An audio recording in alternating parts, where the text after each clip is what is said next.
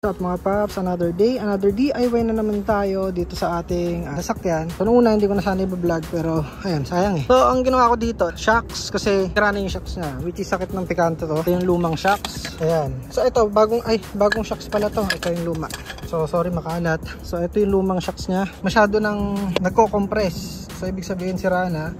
Then, ito, yung boots niya. So, okay na sana to. Same nga nitong isa na nalinis na natin. Ito yung bago. KYB, yung binili natin. 1.9 lang ang isa niyan. Tapos, itong problema yung rubber niya na tanggal. So, makakabit na sana natin kaso wala pa yung rubber. So, basic lang yung pagtatanggal natin dito. Ito lang yan. Dito sa baba, isang tornilyo lang. Yan. So, meron lang tayong para magbuhat. So, pag tinanggal mo na yung tornilyo dito, yan, okay na siya. So ngayon hinugot ko lang tong spring kasi magpapalagay tayo ng shock lifter kasi ito yung issue ko dati. Nagra-rub yung mismong gulong natin dito.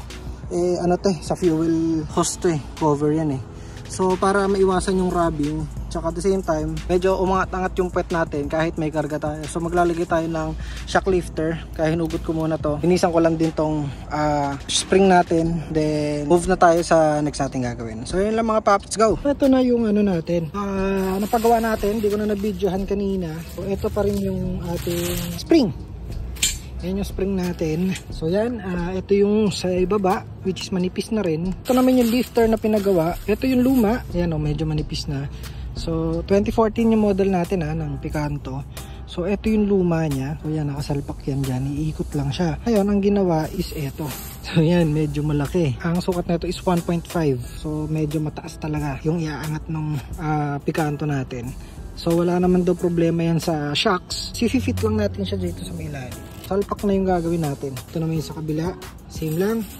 So, bago natin isalpak, ang isa ring concern dito yung etong yan, sa luma. So, ang hirap humanap. Naganap na rin ako sa Banawi kanina ng rubber topper. Ito na lang sa screen ko na itsura. So, naganap din ako ng supplier ng mabibilihan. Sa Shopee meron eh. So, kinukontak ko lang kung pwedeng pick upin na lang. Kaya medyo postpone muna tayo dun sa video na ginagawa natin. Pero ang isang pwede natin gawin dito, una is linisan. Nakabaklas na parehas yun kabilaan. Sunod natin gagawin is lilinisan natin to. So itong drum brake na to, itong buong assembly na to is pipinturahan na lang din natin siya uli. Then pangatlo is ilulubricate natin tong mga tornilyuhan. So lahat ng tornilyuhan ng mga possible na madadaanan natin. So ito rin pala yung naging isang problema. Share ko rin to. Total dito na. So nung time kasi na nagkarga ako ng parang 3-4 na tao, ang naging problema sa kanya is dahil sira yung shock niya, bumaba. So nag-compress yung gulong at itong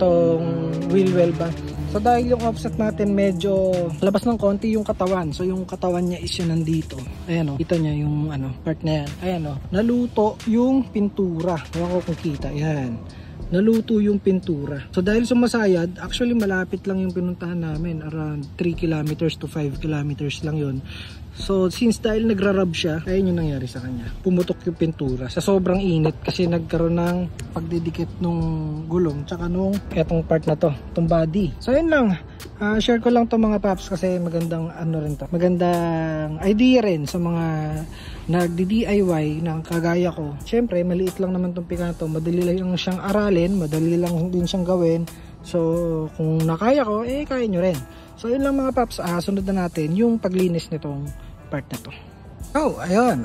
Tapos na natin siya linisin. Kakatas lang natin ayusin to. Medyo luminis na, kabila, left and right. Ngayon, ang issue naman na susubukan natin kasunod, ito. So, itong rubber lifter na customized na pinagawa natin kanina. Kasi, ang isang nakikita ko lang sa kanya na factor is yung pagpasok dito sa yung hulmahan. So medyo nakausli siya. Siguro baka ako na lang din ang gumawa nito kasi ibalik ko pa dun sa try ko lang siyang pitik-pitikan ng konti. Pero kasi ang ginagamit kasi nila is kutsilyong sobrang tulis. So yun, para pumasok siya dito at tumugma dito sa loob nung parang baso nito. Wala tayong problema dito. Itong pinakaloob na part, ito sakto yung buka niya sa loob. Ang problema natin itong labas. So kailangan siyang tabasan. So feel ko ako na lang magtatabas. Dahan-dahanin ko na lang hanap. So habang inaantay natin yung rubber stopper para dun sa shock, may customize natin to. So para pag dumating na yon, tuloy-tuloy na yung kabit natin.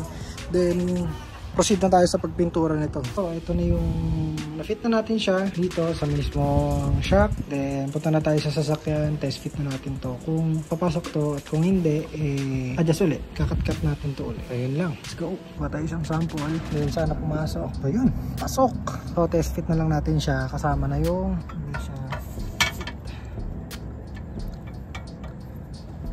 natin. So mag-a-adjust pa naman yan. Yun. Pero sa ngayon ganyan siya. Ganyan siya kababa pag naglaro. So kabit naman natin yung kabilang part naman. Kabit na natin itong isa. Pati itong dito sa may kanan. So yan. Kahit gabi, nest fit na natin siya. Para at least nandito na lang siya. Hindi na siya gagalawin. Nakabit na natin yung itong rubber na to. Bukas imimit na natin yung sa rubber. Meron na tayong kausap ng sa rubber. Yung tinutukoy ko kanina. Then pintura na tayo nito. Then grasahan natin lahat ng mga tornilyo. Then okay na tayo. Kuha na natin yung rubber na kailangan natin para dito sa ating shock. So ikakabit na lang natin yan dyan. Then meron na tayong spray paint para dito. So black lang muna. Saka na ako magpipintura nito. Napasabay ko kasi papapintura din natin yung mag. So sasabihin na lang natin to. So pinturahan natin to. Tapos ikakasa ko lang yung rubber.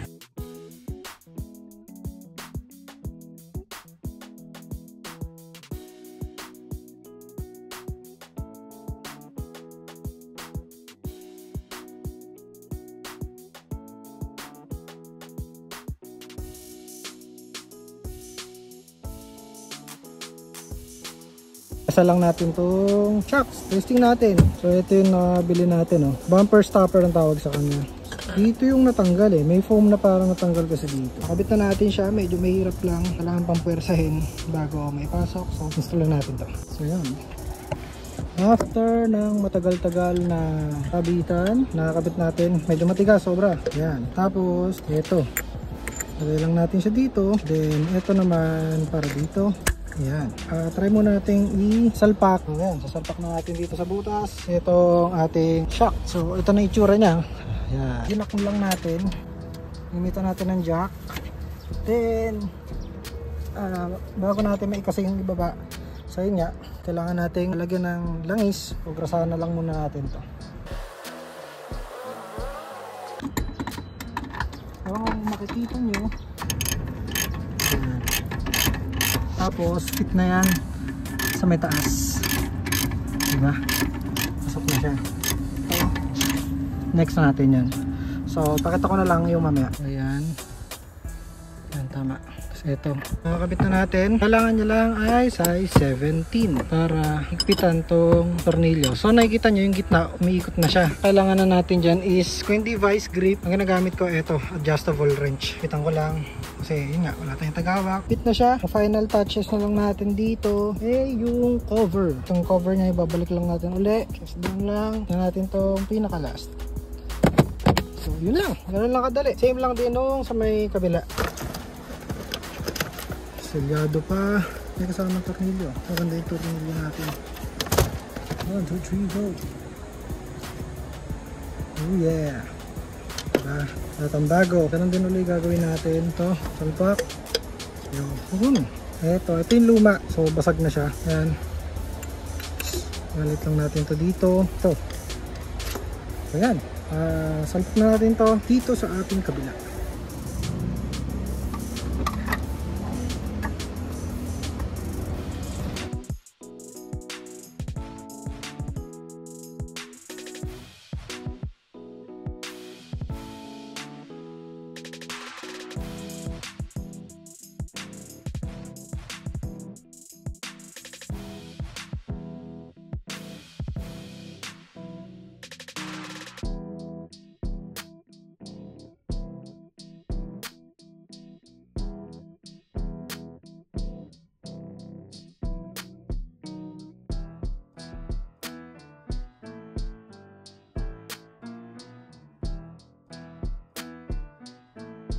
Paps, nakabit na natin tong side na to. Ayan ayan yung difference niya doon sa 1.5 na lifter doon sa ating spring. So ito na yung itsura niya, ganyan siya kataas. Ibang ko lang kung bagay, parang mukhang malaki. Not pala uno lang, no? So, pero okay lang. Kasi, ano na yun naman yan eh. Baka hindi pa naman natin nakakabit yung kabila. Kaya baka mukha siyang nakaangat. So, yan. Ganun lang din gagawin natin. Tingnan natin kung babagsak na yung pinaka-likod niya. Kapag once na nakakabit na natin yung kabila. Kasi ito pa yung isang gulong eh. So, yun lang mga paps. Pakita ko na lang yung susunod na itsura. Then, goods na. Yun mga paps, okay na yung ating pikanto. Then, nakabit na natin siya lahat. Ayun yung gap niya. Pantay na yung gap niya. So, 5 fingers. Yan, straight. Sa kabila naman.